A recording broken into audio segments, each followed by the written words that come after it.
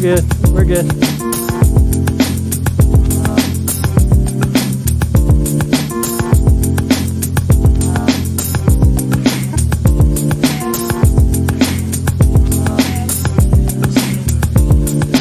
My name is Jeff Fowler. I'm the president of the Apartment Owners Association of California, one of the largest individually organized groups of apartment owners in the States. And our goal is to help to give you an idea that'll help you either make or keep more money than ever before, and also to make the process of providing housing easier and more enjoyable for you. Boy, at 10 o'clock this morning, had a great live stream, and they went over a way to organize all of your stuff and leave a legacy. Totally amazing. Encourage you to check it out. And then anyway, so that was then, but we are here and we're going to learn about triple net. So it's very exciting to have you with us, and very excited about our speaker sharing today. This is brought to you by Chay Properties. They're one of the big, I think there's two really huge companies that do this, that really focus and are experts, and they're one of them. From what I understand, they're one of two of the largest in the country. They're licensed in all 50 states, and they have offices in different locations. And they've done, I think, 20 billion. They've done 20 billion in DST 1031 exchanges. Lots of experience, over 115 years to be precise, of experience collectively among them. And so just a great sponsor today, and they're going to bring you some really good content. And just want to let you know also, next week we have a live stream. The week after that, May 27th, we have one, how to prepare for how to recover lost rent through small claims court. So I think there's some unfortunate ones of you that might apply to. You might need to watch that. And but we'll help get you ready to have justice and get you your money back, hopefully, right? So go ahead and stay tuned for that. And there's so many other things that we have, and you can look back at the YouTube channel. If you do YouTube and AOA USA, if you search that up, you'll see that we have tons of videos. You can look back at some of those, and there's always new things coming out. And so you can subscribe, and you can give it a like if you like the content today. You can share it with somebody, and at all times, whenever you get something good, you want to share it, right? So hopefully there'll be something here that helps you. And yes, so here we go. So if you have questions, hold them till the end, because you may get your questions answered during the time that as the presentation goes on. So save your questions. If you're on the AOAUSA.com website viewing, there's a little blue button, a help button at the bottom of the bottom right side of the page. Click on that and put in your question, and they'll get that to us. Facebook, YouTube, all these questions will be funneled to me, and then you can ask your questions that way. But hold them to the end. And anyway, so yes, our speaker today, he was a all-star, let's see, not an all-star, all-team, All-American, that's the word, water polo athlete. He's actually in the 2012 Olympics for water polo. And, that tells you something about him. It tells you that this is a guy that's a competitor. It's a guy that whatever he does, he's going to do it with all of his heart, and he's going to do it well. So he's also an expert in 1031 exchanges and to DSTs. He's a leader in his industry, and he's also the president of Chay Properties. And so it's my pleasure to introduce to you today Chay Lapin.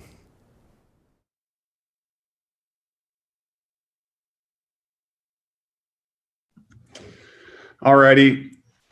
I hope everybody can hear me here. Sometimes technology gets the best of us. I did not hear all of the Jeff introduction there, but I really appreciate whatever you said there. But with all that said, I know today the topic is, what do we look for in acquiring, or when acquiring triple net properties or net lease properties, as a lot of people have heard that terminology out there. This presentation here, we're going to try to keep to around 20 minutes or so. So very high level. I know that we'll have some questions and answers afterwards, but please do not hesitate if you're watching this as a recording in the future, or you think of a question down the line, to reach out to Jeff or I, and we can definitely circle back with a response or set up a call there. But ultimately, as Jeff probably mentioned, my name is Chay Lapin with K Properties and Investments. I've been very fortunate to be a part of a team that has, evaluated billions of dollars of net lease structure. At K Properties, we're not really focusing too much on what we do at the moment. We're talking high level real estate overview here, but our specialization is the Delaware Statutory Trust, and we work with a lot of institutions out there that utilize the net lease real estate structure for their investment vehicles, and ultimately our investors do 1031 exchanges into them. I've also personally been involved in the acquisition of hundreds of millions of dollars of triple net properties. So I've been on the front lines, not only as an advisor for investors, but also as a principal in underwriting these. So hopefully I can bring a good overview. And again, this is high level, but why has the triple net property terminology that people hear out there, or type of real estate, become very popular in the last decade? I think that in the last decade, we've had a lot of people that are getting to that stage in their life where they want to be a passive investor. They don't want to deal as much with all the tenants and trash, and or we have investors that like a blended approach. They're still very much active in their portfolio, but they do want to have some passive nature in their investments. So really, the two passive investment vehicles out in the real estate space that are available for 1031 exchanges are triple net properties or net lease assets, or DSTs. Today, we're going to start with the triple nets. And what that ultimately means is a lot of these, if you're brand new to what a triple net is it's ultimately a lease structure. So let's say if you own an apartment building and your tenant, or even if you're the renter, you rent an apartment building, you usually have some sort of responsibility as that tenant. You might pay the gas bill, the water bill. You may pay for, if you're a commercial tenant in certain buildings, you may pay for certain repairs. And that's usually something we call like a gross lease or a modified gross lease. A lot of office buildings, I'm sitting in our headquarters here in Los Angeles, and we're responsible for a portion of the insurance and different expenses that go on around here. Now, if it was a net lease structure, as a tenant, I would be responsible for everything. I would be responsible for the property taxes, insurance, roof leaks, AC issues, landscape, parking lots. And that's what a true triple net is. So flipping it back to you as the owner of a building where you have a tenant who has a triple net structure, you effectively are signing a 5 or a 10 or a 15-year lease, whatever it may be, with a specific tenant. Maybe it's Walgreens. And now you get to sit back and just receive a check from Walgreens because they are responsible for everything per that triple net lease. So they are paying all the property taxes. They're paying the repairs. If there's a roof leak or the parking lot needs to be restriped or fixed, whatever it may be. So getting back to the front end, investors really like that passive nature, being able to buy something and just get mailbox money or a check in the mail.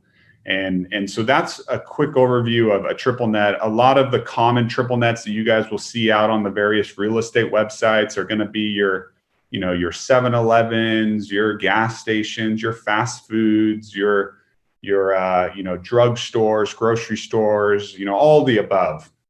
And they're usually backed by pretty large tenants. Again, the big names. It's not a mom and pop business, although, a smaller business can absolutely sign a triple net.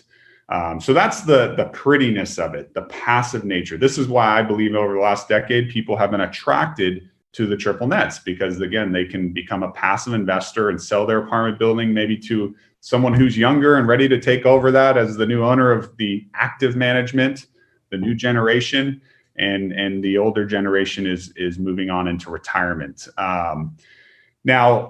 Now we get to the topic. What do we look in when we're buying a triple net? And there are so many things. So by all means, everything I say today is it's different on every deal. And there's a lot more. I'm talking about just some major components of what we at least look at to just get a deal on our desk. From there, our attorneys will dig into a lot more stuff. So as I mentioned, passive. People like triple net properties because they're passive. Now that is, in my opinion, a lot of times misleading. So in a triple net lease, you need to really, as a potential buyer of that property, really understand what that definition is, because I've reviewed hundreds and hundreds, if not thousands of leases, and triple net with Walgreens might be different than a triple net with McDonald's. And so everybody can ultimately, there's not a one way or a one road of what the definition is of a triple net legally. There's so many things in these big, thick leases that corporations can give themselves an advantage. And so it's really, really important that you hire an attorney to review these leases and give you a summary of everything that the tenant is responsible, everything that the landlord's responsible, and what kind of outs does that tenant have. You know, they may be responsible for the AC. You know, that's a big expense item. If that AC goes out and you're in the Southeast where it's humid, you know, that's a big cost for a potential landlord. But what if the triple net lease from a broker is telling you that DaVita or McDonald's is responsible for that, but then you start digging into the lease and it actually says they're responsible, but only up to $15,000 in repairs on that. And so these are the little things you really want to dig into. Another big item, I'm an investor in a FedEx building, for instance, and FedEx is a great tenant. I still like my investment, so this isn't a bad thing. But one thing in that net lease structure is a lot of the items are done on a reimbursement. So although FedEx might be responsible, let's say we had a snowstorm about a year ago, and the place needed to be plowed, snow plowed for all the trucks to get in so they can get their deliveries done. Well, they called our asset management team. We had to organize the snow plow to get there. We had to pay for it. We had to get the bids and make sure it was all done. And that was at 4 a.m. in the morning. And so you can still get calls, you know, all the stuff that you're trying to avoid by selling your apartment building, you could still get these calls. They'll probably be less than a typical, you know, multifamily, but it's not 100% passive. Now, we did all that work and then we submitted a bill, an invoice to FedEx, and they paid us back for all the work. So they still were responsible for that, but there's some active management there. But, you know, we have other assets that are similar to FedEx in a different lease that they truly are responsible for everything. They wouldn't call us on a snow plow. So that's an example of the same tenant, that I'm an investor in both buildings, and the net lease structure is different on both of those. And so, you know, I would highly recommend not relying on your own expertise. Even myself, you know, seeing thousands of leases and properties over the years, over the past decade, you still utilize attorneys. We still have counsel review these just to make sure. Another item is co-tenancy clauses. We've seen this be an issue in commercial related properties, which most triple nets are commercial properties. You know, say you have, and again, I'm just making up an example, but you have a Walgreens in a shopping center. In that lease, maybe that shopping center is anchored by a large grocery store or a Walmart. When we use an anchor, the term anchor, it means that there's a large tenant that's bringing the crowd in, right? The Walmart is where all the shoppers, and then all the inline other retail in the area is getting the advantage of all that traffic coming in. And so those inline, like the out parcels, the smaller tenants, a Walgreens, maybe a fast food, they may have something in their lease that says, you know, if Walmart leaves their location or they go out of business as the anchor tenant, we can back out of our lease, or we can get a reduced amount of rent that we have to pay. because ultimately these outside tenants might be relying on the traffic that anchor tenant provides. And so again, that's not bad, right? You just want to understand it. It's not bad to have a co-tenancy clause. You just want to understand your risks. And those are sometimes very detailed oriented items. We had a client who was looking to buy a Starbucks about a year ago. And it was a brand new Starbucks, great location on a corner, had a drive-through, the new prototype, because Starbucks is changing their model currently, their real estate model. And so, had a drive-through, everything you want in a Starbucks. Well, when his attorney finally was reading through the, 400 pages of the lease, he realized that it says that if another, and I forget the exact name, but if another luxury or large brand coffee comes into the immediate market, the surrounding half square mile, whatever it was, that they can get a reduced rent. And then we were looking and pulling permits, and we realized that there was a McDonald's that was being developed down the road on the catty corner, the next corner over, that was within that radius. Well, we all know McDonald's has come out with McCafe, and they're trying to be more luxurious. My guess is, if I was Starbucks and I was high powered, I would claim that was a competitor, right? Maybe it truly isn't, but why not take that and see what I can get away with, right? And Starbucks is a perfect example. During coronavirus, they sent letters to a majority, or if not all of, you guys might have seen this in the news, all of their landlords saying, hey, we need to have reduced rent, or we're not paying rent. The virus is affecting us. Well, we all know that they weren't going bankrupt. We all know that they could afford to pay the rent. During coronavirus, when I was driving to go get coffee, the line was crazy out the door. So those are the big items that you want to be aware of in a lease. How can this big corporation try to take advantage of me? And if you understand those, then you know your game plan if those were to arise. And hopefully they don't. I'm not saying this is a common thing that happens every day. But this is the net lease structure is new to individual owners out there. Historically, it's been big pension funds and insurance companies that own this type of real estate. And so that's one, understanding how passive it actually is, understanding the lease structure. Let me pull up my notes here. I know I don't have a slide. Does those landlord responsibilities, I would highly recommend that even if you are, let's say you're not responsible for paying property taxes, these are items that you want to stay on top of, though. When property taxes are due, even though Walgreens is supposed to pay the property taxes, these are massive companies. They're not purposely, but they could have an error, and for somehow there's a glitch in their system and the property taxes don't get paid. That's on you now. The city's knocking on your door or penalizing you, not Walgreens, the tenant, because you're the building owner.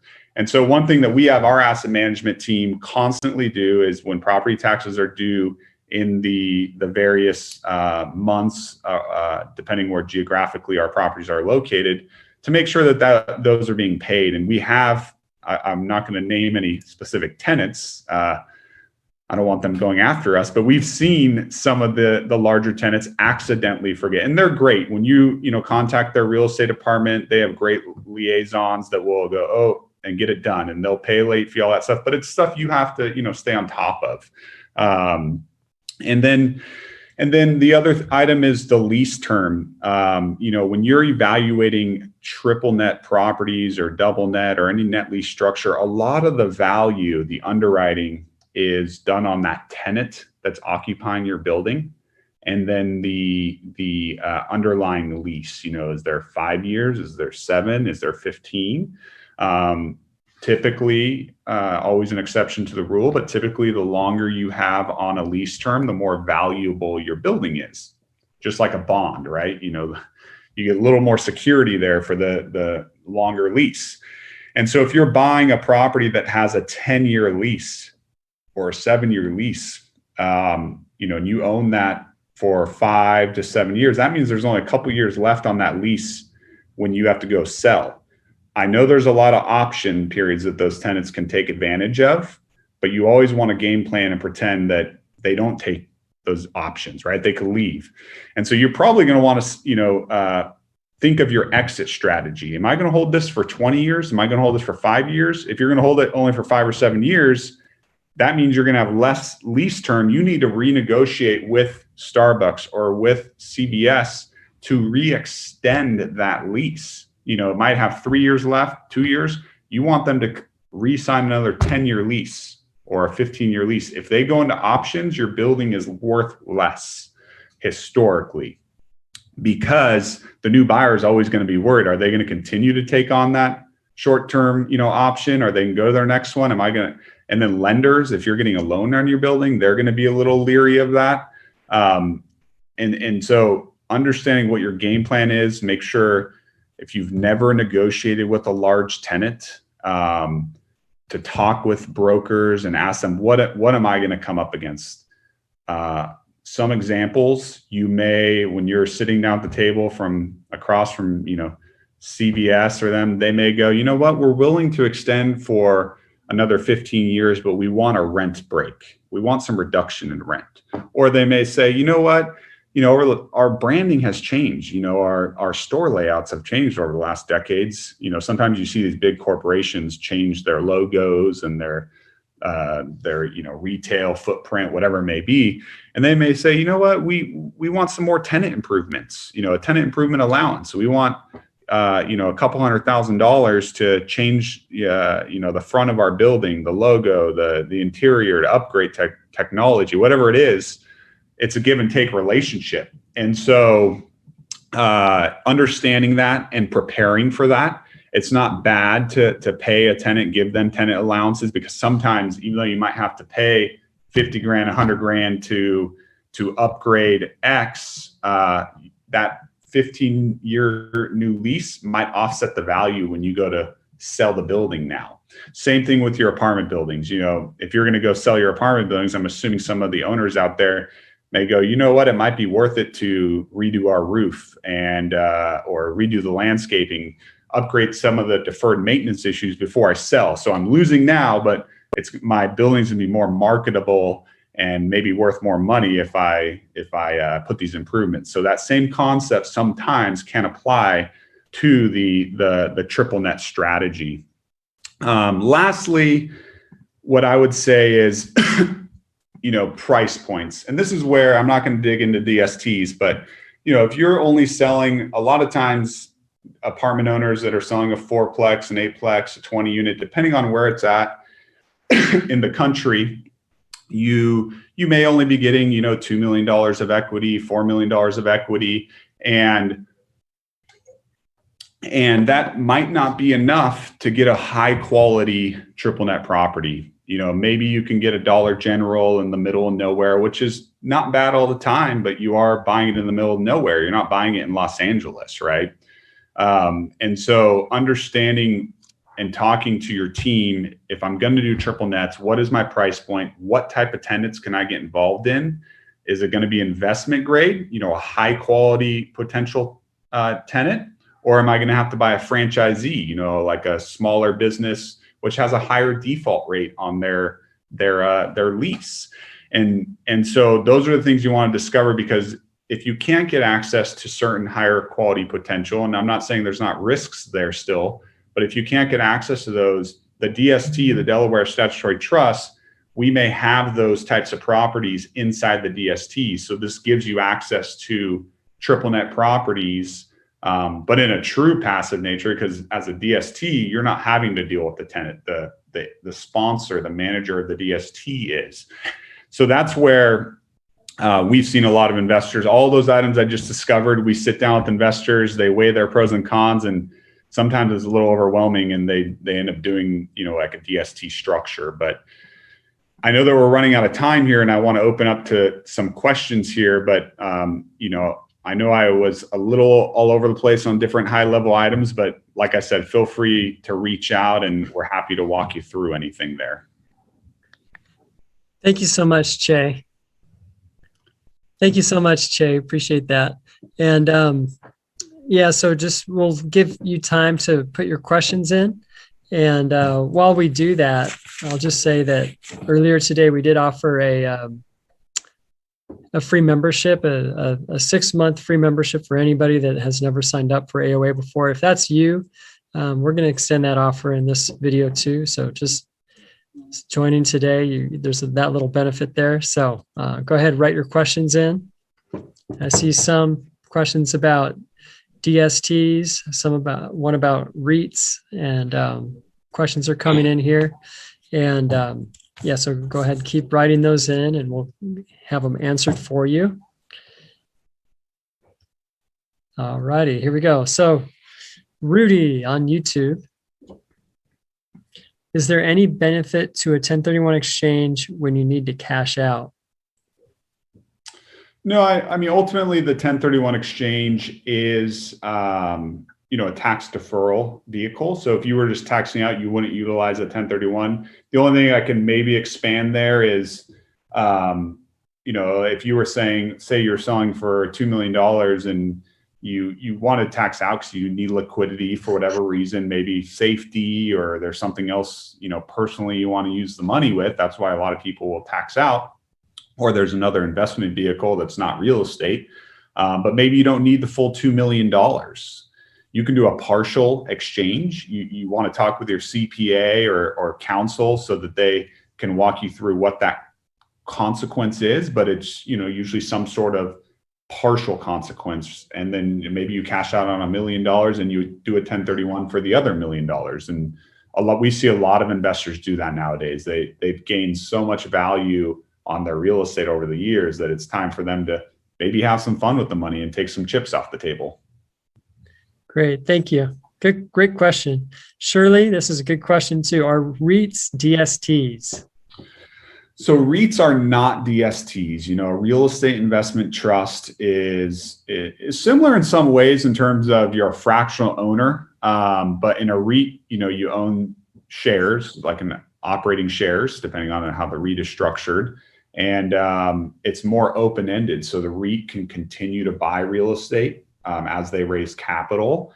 And there's benefits as an investor, potential benefits of investing in a REIT because you get more and more potential diversification. But you cannot do a 1031 exchange into a REIT. Those are usually just people doing pure cash investments. A DST is, a set of properties or a property that doesn't change. That's why it qualifies for a 1031 exchange, because the IRS wants to know, what are you investing in? You have to declare that when you do a 1031 exchange.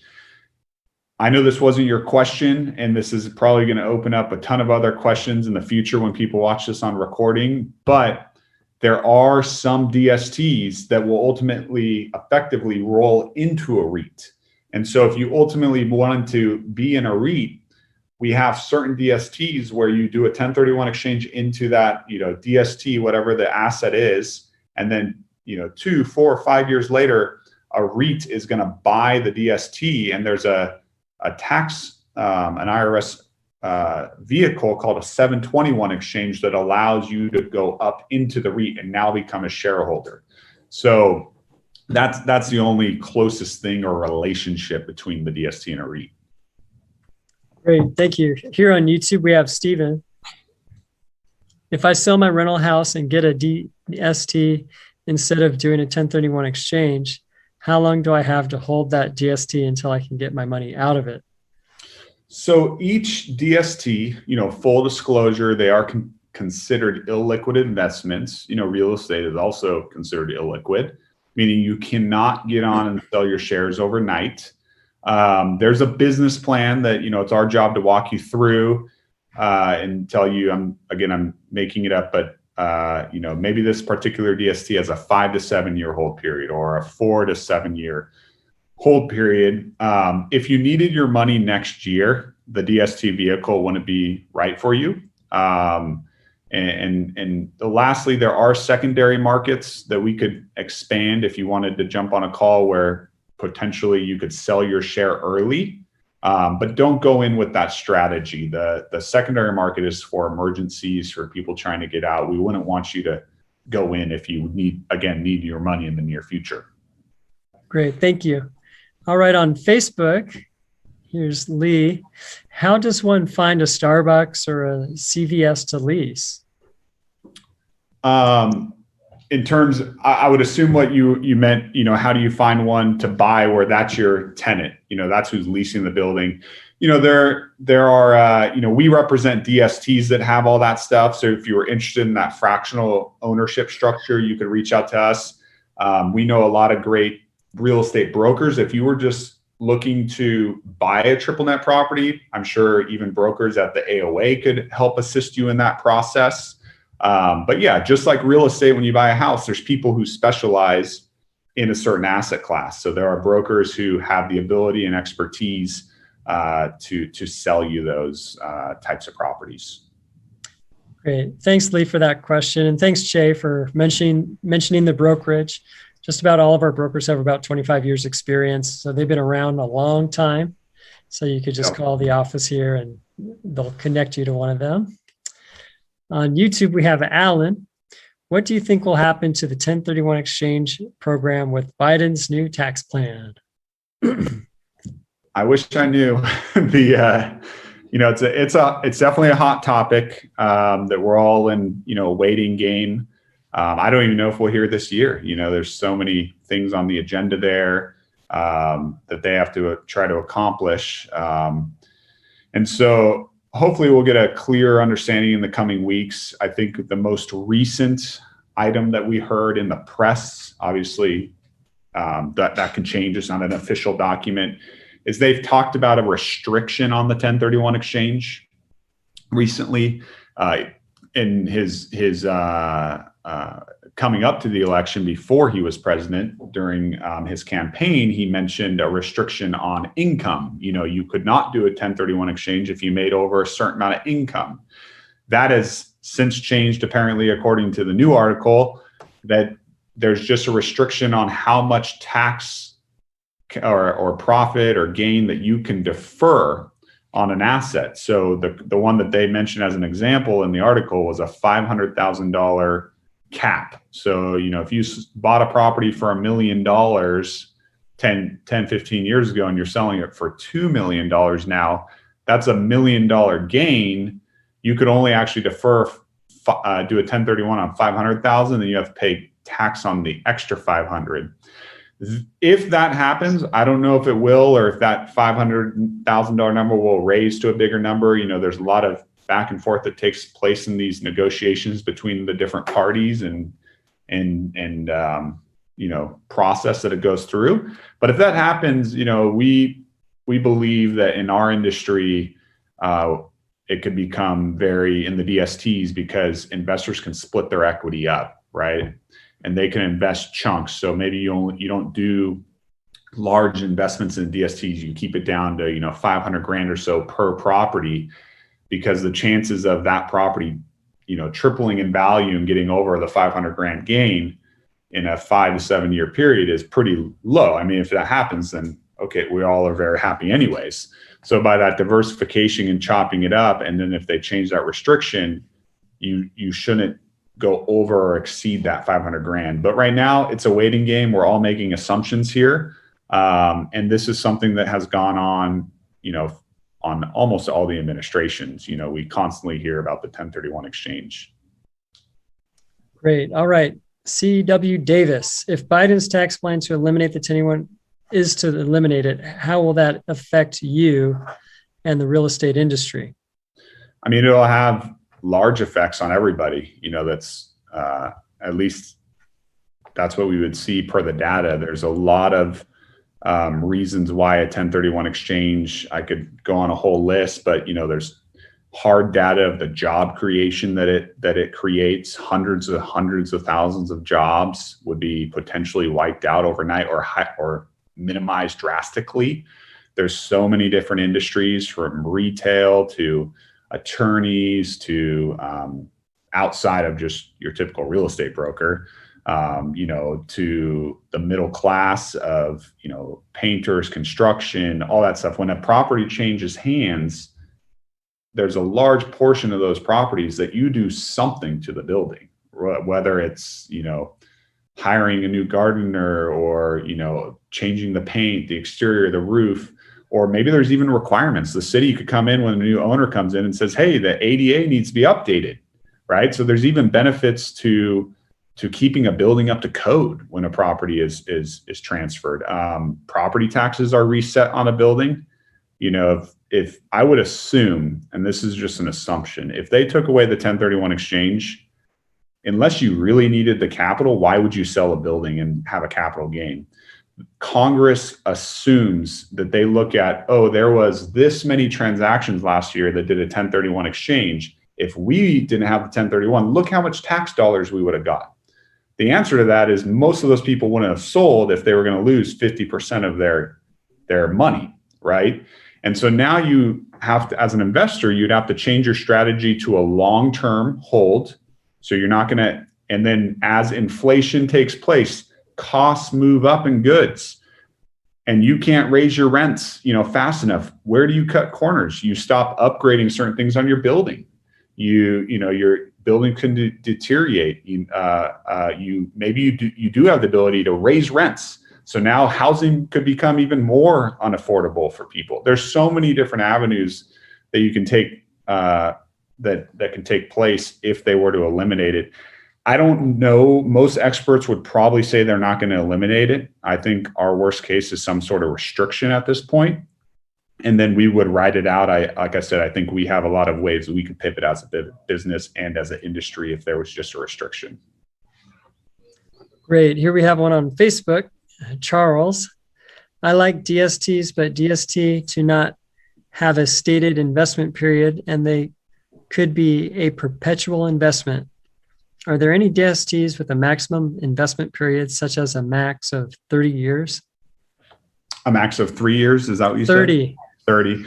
Yeah, to answer your question, no, there's no hard contract date. I think the issue there probably for most managers of a DST is if you make a contractual date of we're going to sell this in 7 years.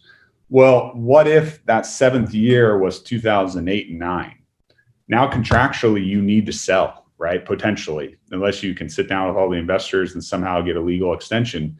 But that's a lot of hoops. And if you have one investor that's still putting up a fight to sell, which there's a high chance that could take place, that's the danger. I think what you could look at is understand the business plans, look at a sponsor's track record. What is their typical hold periods? There are some DSTs that do need to sell within a 10-year period because they might have a 10-year loan on there, and in a DST you can't refinance the loan. So you might have a potential ceiling there.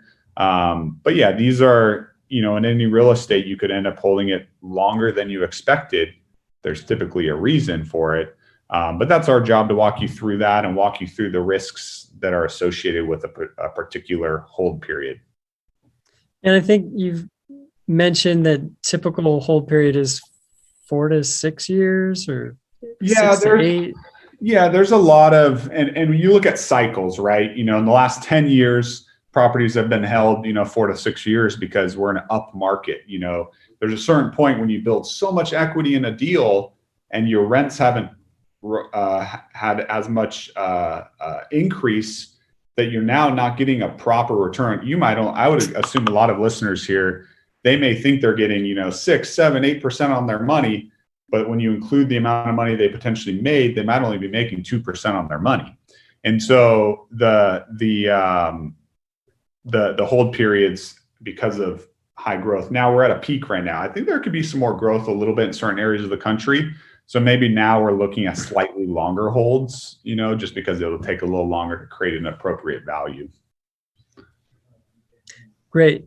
And what's the longest that you've known a DST to hold up? I think our founder is invested in a property that maybe has been held for like 10 or 12 years, somewhere around there. He has a personal investment in there. It may have recently sold, but I think it was right around that hold period. That was a little longer of a hold because, they were getting a substantial cash flow on it, and it actually didn't make sense to sell. A lot of investors were happy with it. But yeah, most of the DSTs that we've seen go full cycle, I think there was a consulting firm that did like a rough average of all the main industry players in our space for about a 6-point-something year hold period or something right around there. Okay, great. I think that will help our listener there. Okay. Is there any benefit to a 1031 exchange when you need to? Wait, did we ask that? Yeah, we already asked that. Okay. Great. And just curious, do you have any final thoughts that you want to leave with us? And also, if you do have another question after Chay shares, there's another question there, we'll definitely ask it, but just want to let you, do you have any parting words for us? Just appreciate, giving us the opportunity to speak again. We appreciate the AOA and missed the live conferences there. Hopefully they'll start in the near future. Yes. But yeah, just, anytime you have questions about, net lease assets, 1031 exchanges or DSTs, don't hesitate in reaching out to us or the AOA directly, and they'll make sure to get an answer, whether it's from us or one of their experts on their staff. You just use your resources out there. They're available. And again, thank you for joining us. And then here is another question came in. I read that DST investment is extremely risky and one can lose the entire investment. Could you elaborate with an example in an investment where one can lose it 100%? Yeah, absolutely. So, this is real estate. The DST is the wrapper, it's the entity around the underlying asset. So all real estate has a layer of risks, and there could be certain property types that are more risky than others. A quick example of how someone could get, wiped out overnight or really fast, get in trouble, maybe like a single tenant triple net building. Let's say you have linens and things back in the day, when that was a company, and you had a loan on that property. You got a loan from the bank, and then they filed bankruptcy and they're not paying their rent. You could quickly get foreclosed on or have to fire sell the asset. So we like to buy triple net properties debt free, so we don't have that mortgage. If a lot of times mortgages, still there's risk, but on multifamily or self-storage might have a little less risk. There still are moving parts, and it all depends on the structure of that financing in that particular deal. But that's where I would see in the general real estate world and the DST structure where people can get very hurt very fast is single tenant properties with debt components on them. Great. Looks like we have one from Jack. Trend the cap rates for triple net in California. And we don't buy much in although we're located in California, most of our triple nets are not in California, but I do see a lot of it come across my desk. They can range anywhere from, I've seen some Chick-fil-A type triple net properties at like 3% cap rates. I think there was maybe one in Northern California for like 2.99 or something at one point. And like in and outs are super low, but you could probably, with investment grade type tenants, they probably range anywhere from a 3 to maybe a 5 cap on the high end. But it's competitive, but if you want to buy a franchisee, operation, take more risk, you might be able to find a cap rate that's, 5 to 6. Great. All right. Well, thank you so much, Chay, for sharing with us. And if you didn't know, K Properties has done a whole series. So on our YouTube channel, you could search K Properties, and there's a whole slew. I think you guys have done 4 or 5 different topics. And so anyway, that was great to work through those and see just little differences between each topic that you covered. And it's definitely been a good learning experience for our members. And so we're thankful for you. And so give these guys a call, and you can see their phone number and their website and the email address. You can see that there on your screen. So call Chay, give him a call, talk to him directly, and he's got a big old, there's a team of people, but they can call you directly, right? Yeah, absolutely. And like you said, we have a whole team here. We're, fortunately for you guys and all of your apartment owners, we're located down the road from most people here in the South Bay, Torrance, Redondo Beach area.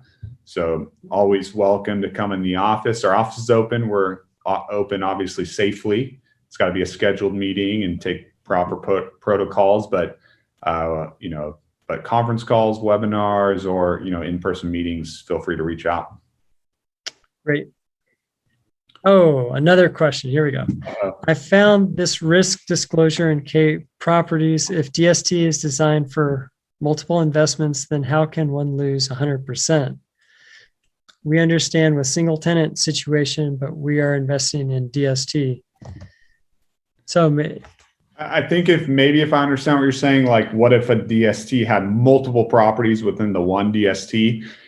You are right. It all comes down to structure, as I mentioned before. There are certain structures where a DST might have 5 properties or 10 properties, but there's one loan for all of those properties. So maybe if one property goes bankrupt, it doesn't affect, maybe it affects your cash flow, but it doesn't cause a foreclosure. But usually there'll be something in the loan documents that, if a certain amount of the properties go bankrupt or not pay rent, then it could trigger something. So there still is a risk there. But there also are some portfolios where it might have 4 properties, but each property within the DST has its own individual loan. So in that scenario, if one tenant went out or there's one foreclosure, which we haven't seen in the portfolio approach yet, but it's still possible. But if one went out, there's still your other 3.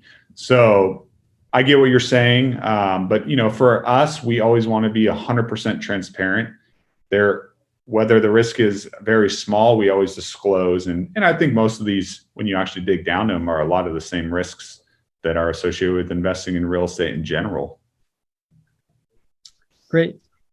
All right. Well, everyone, it was great to have you with us. And next week, there's a live stream. Week after that, on May 27th, there's one on how to recover lost rent through small claims court. And they'll help prepare you for that. So you'll want to, if you're unfortunate enough to have to take someone to small claims court to get your rent back, you'll want to tune in, and you may just want to tune in anyway, just to learn something. And with AOA, what we want to do is give you an idea that'll help you make or keep more money than ever before. And we want to continue to give you these ideas that'll also help you help the process of providing housing, that process, that it would be easier and more enjoyable for you. So we hope that this did it, and hope that you look at our other content there. And if you're not a member yet, definitely it's time to join. If you haven't signed up for the newsletter, there's an e-newsletter. It's free. You don't have to be a member. You can also sign up for that. And so you're in business, be professional, stay in the know, and we'll see you next time. Thank you. Thanks.